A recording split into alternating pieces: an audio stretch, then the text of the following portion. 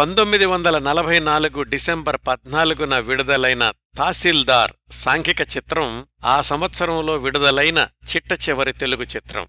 Jagadish films బ్యానర్లో వైవీరావు గారు నిర్మించి దర్శకత్వం చేసిన చిత్రం. ఈ సినిమాకి కథ సమకూర్చింది, ఒక ముఖ్య పాత్ర పోషించింది కూడా వైవీరావు గారే. పతి పత్ని ఔర్ ఓ తరహా కథ. టైటిల్ పాత్ర తహసీల్దారుగా నటించింది సిహెచ్ నారాయణరావు గారు.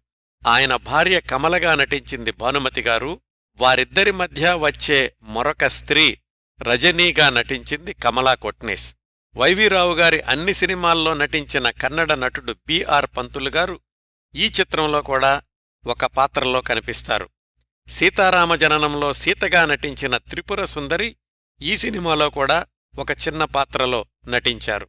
పాటలు రాసింది బలిజేపల్లి లక్ష్మీకాంతం గారు. నండూరి సుబ్బారావు గారు రాసిన ఎంకి పాట ఈ రేయి నన్నొల్లనేరవా రాజా ని మొదటిసారి ఈ సినిమాలోనే ఉపయోగించారు.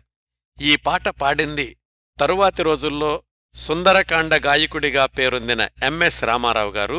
ఆయన ఈ సినిమాలో ఒక చిన్న పాత్ర కూడా ధరించారు. ఎంఎస్ రామారావు గారికి తహసీల్దారే తొలి చిత్రం. ఈ సినిమా వాణిజ్యపరంగా మంచి విజయం సాధించింది.